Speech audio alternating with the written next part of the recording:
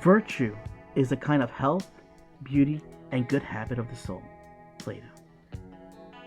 Take, for example, being in the shoes of an employer. The hiring process can be exhausting. So it's important to understand the character, skill sets, and experience of each candidate before you make your final decision. Let's say you have to pick between a positive person with a can-do attitude, but with limited skills, versus someone who is highly skilled, but doesn't seem to be all that motivated. Yeah, you'd probably choose the first candidate. But there are more examples of being virtuous or being dedicated to doing the right thing. Returning your shopping cart, holding a door for someone, fixing your bed at a hotel, or offering a compliment. All may seem a little small and insignificant act, but is actually a powerful symbol of your commitment to doing the right thing, even when no one is watching. In this video, you'll hear the story of 4 women who went to the river to fill their pots with water. As they walked and chatted, they began to boast about their sons and their exceptional qualities. But what happened on their way back will surprise you and teach you the true value of character. This story will show you what important qualities everyone should have and inspire you to focus on being the best version of yourself. So get ready to learn on what truly matters in life and untapping your potential. Welcome to Untapping Your Potential, where we will share with you motivational stories, motivational figures, comeback stories, and public speaking tips that will keep it growing and inspire you to take action. Once upon a time, in a small village near a river, there lived 4 women who went to fetch water from the river every day.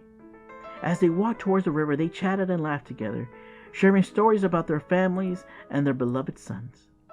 Annie, the first woman, spoke with pride about her son's flute-playing skills. "Alan has such a gift," Annie said with a smile. "His music is so beautiful that it brings tears to my eyes. And it's not just me. Everyone in the village loves to hear him play. He's become quite popular and even gets invited to play at weddings and other special events." Betty, the second woman, beamed with pride as she shared about her son's wrestling skills. "Let me tell you about my Ben," Betty exclaimed. "He is the strongest and most skilled wrestler in the entire village. Not only has he won countless wrestling matches in his village, but he has also traveled to other neighboring villages and won there as well." Kathy, the third woman, spoke about her son's intelligence. She didn't want to be left behind in a conversation. "Well, Carl has a gift too, really. Everyone in the village comes to him for advice. Whether it's about a health issue or a personal problem, he has a way of seeing things that no one else can. And I know he's going to become a great doctor someday." So as the 3 women continued to chat, Daphne, the last woman, grew quiet. She listened intently to their stories but didn't say anything. The others noticed her silence and asked about her son. "Daphne, how's your boy Dylan?" Annie asked. "You can say anything, Betty. We shared about our sons."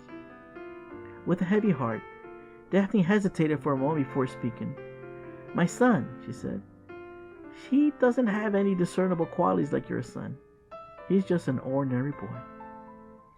The other 3 mothers took this as a cue to continue talking about their sons. While talking, everyone filled their pots with water. They started lifting their respective pitchers to bring back to their home. When Annie came home, she was greeted by the tune of her son's music. He was playing his flute in the living room. "Alan, dear, can you help your mother with this pot? It's a bit heavy for me," Annie politely asked.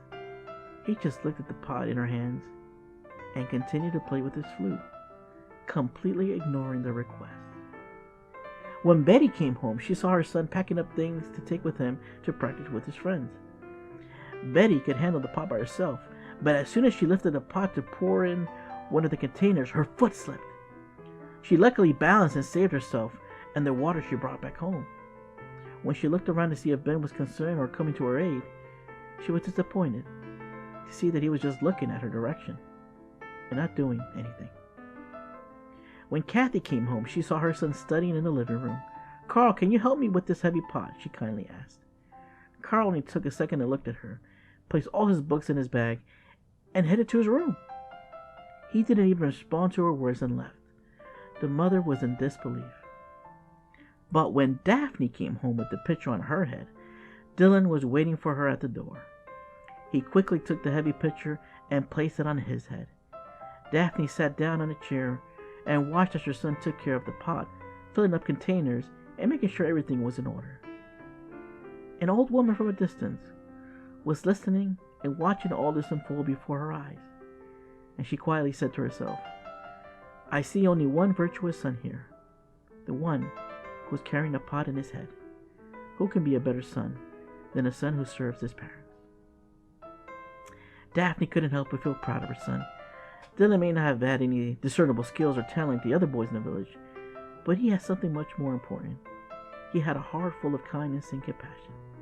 As Dylan finished taking care of the pot, he sat down next to his mother and asked if she needed anything else. Daphne smiled and shook her head, feeling grateful for her son's kindness. "You know, son, I'm proud of you. You may not be the best flute player, wrestler, or even the smartest person in the village, but you have something that is even more valuable. You have integrity." Now, Dylan just looked at her puzzled. "Well, what do you mean, Mom?" Daphne smiled and explained, "Integrity means doing the right thing, even when no one is watching. Remember to always do the right thing, and you always treat others with kindness and respect. That is the quality that cannot be taught or learned, and it is something that will carry far in your life." Her son's face lifted up with understanding, and he hugged his mother tightly. "Thank you, Mother. I'll always try to do the best and make you proud." Daphne hugged her son back, feeling grateful for the kind, virtuous son she had. She knew that in the end, integrity and kindness were the qualities that truly mattered, and she was proud to have a son who possessed them in abundance. Integrity is doing the right thing, even when no one is watching. C.S. Lewis. It's not always about what you achieve in life, but about the kind of person you are. You live in a world that often values achievement above all else. You may feel that success is measured by the money you make, the things you own, or the titles you hold. If you think about it, who should you admire more? The person who has achieved great success but treats others poorly?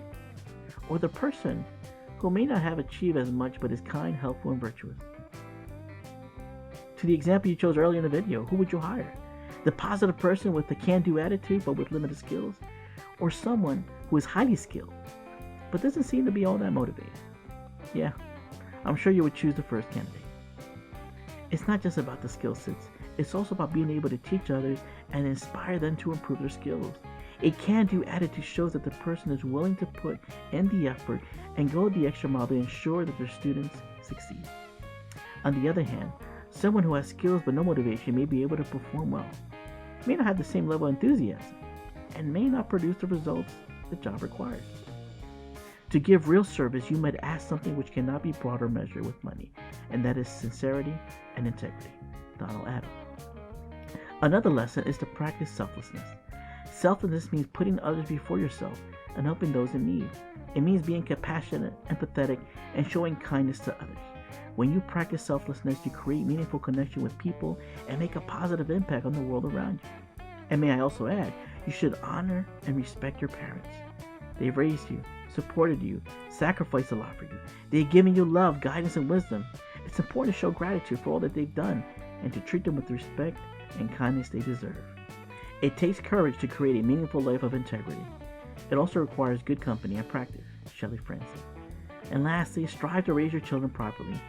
The fourth mother clearly raised her son well, instilling in him values of kindness, selflessness, and integrity. And as parents, it's your responsibility to raise your children to be good people and to teach them the importance of doing what's right. So in the long run, you can take lessons from this story and apply them to your daily routine. Be virtuous, selfless, honor your parents, and raise your children properly. And if you can do these things, you'll not only become a better individual, but also contribute to creating a better world for everyone. You might even influence others to do the same. You don't need to be better than anyone else. You just need to be better than you used to be. Wayne Dyer. Thanks for watching this video. How would you like to hear more motivational stories on a consistent basis? Do me a favor and support the channel by sharing, commenting below, and please make sure to like and hit the subscribe button to get the latest updates. Soon you will be on your way to feeling inspired.